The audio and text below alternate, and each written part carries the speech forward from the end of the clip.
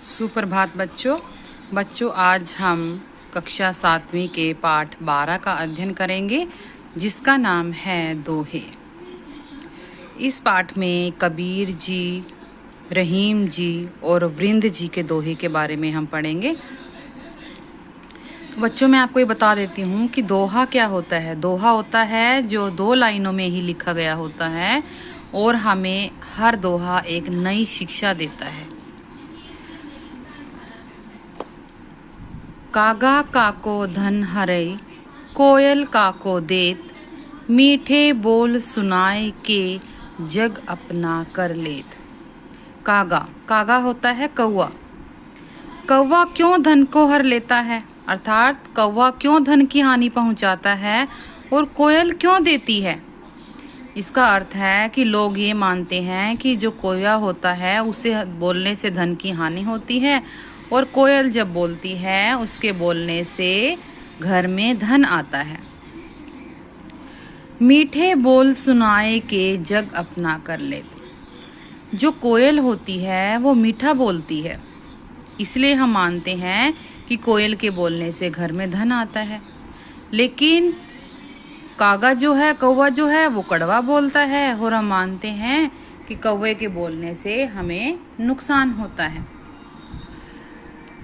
ये होता है मीठा बोलने से। जो कोयल होती है वो मीठे बोलकर जग होता है संसार, पूरे संसार को अपना कर लेती है। अर्थात इस दोहे में बताया गया है कि हमें कोयल की तरह हमेशा मीठा बोलना चाहिए। अगर हम मीठा बोलते हैं तो पूरी दुनिया को हम अपना बना लेते हैं। सभी हमें पसंद करते हैं, हमारी बात सुनना पसंद करते हैं और सभी हमारा आदर करते हैं, हमारी इज्जत करते हैं।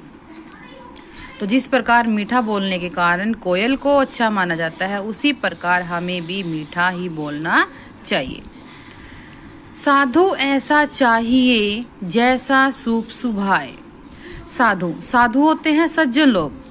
कवि कहती हैं, कबीर जी कहती हैं कि व्यक्ति को ऐसा होना चाहिए, सज्जन व्यक्ति जो है वो ऐसा होता है जैसे सूप सुभाए होता है जैसा, सूप होता है छाछ क्या होता है, जिससे हम गेहूं साफ करते हैं।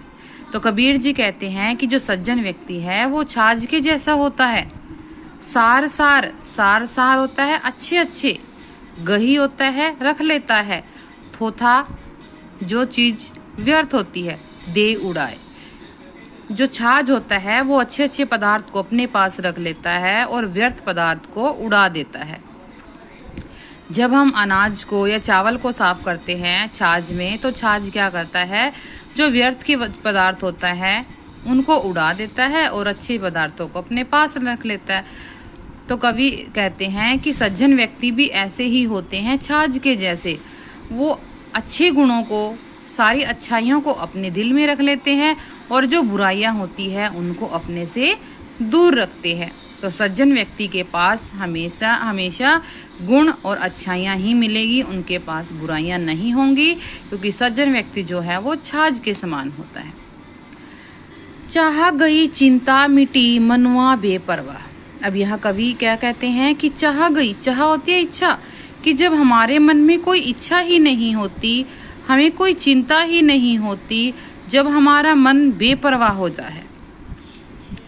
कवि कहते हैं कि जब हमारे मन में इच्छाएं ही नहीं है, हमारी तृष्णा ही नहीं है, तो सारी हमारी चिंताएं मिटी हुई होती है और हमारा मन जो है वो भी बेपरवाह होता है। यहाँ बताया गया है कि जो हमारी अत्यधिक इच्छाएं हैं वो ही हमारी चिंता का कारण बनती है। लेकिन जिस व्यक्ति की ज्यादा इच्छाएं ही नहीं है तो उस व्यक्ति को कुछ भी नहीं चाहिए। वो व्यक्ति राजाओं के भी राजा के समान होता है। साहन के साहा होता है राजाओं के भी राजा। तो जिस व्यक्ति के मन में ज्यादा इच्छाएं नहीं होती, उसकी सारी चिंताएं मिटी हुई होती हैं और मन बेपरवाह होता है और व्यक्ति राजाओं के भी राजा होता है। आगे है, जो जे गरीब पर हित करे ते रहीम बड़ लोग।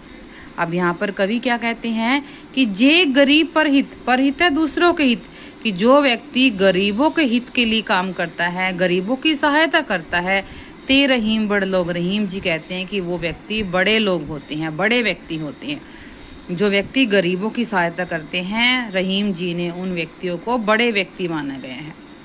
कहा सुदामा बापुरो। अब यहाँ पर कवि ने उदाहरण दिया है कि जो कृष्ण भगवान थे उन्होंने सुदामा की सहायता की थी। सुदामा बहुत गरीब थे और वो कृष्ण के मित्र थे और कृष्ण भगवान ने उनकी सहायता की, गरीबी से उनको ऊपर उठाया, तो इसलिए कृष्ण जी को बड़े लोग माना जाता है।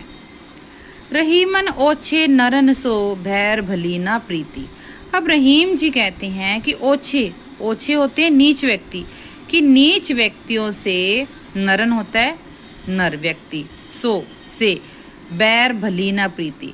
जो रहीम जी कहते हैं कि जो नीच व्यक्ति होते हैं उनसे ना तो बैर अच्छा है और ना प्रीति प्यार अच्छा है, कि जो नीच व्यक्ति होते हैं उनसे हमें ना तो बैर रखना चाहिए और ना ही प्यार रखना चाहिए।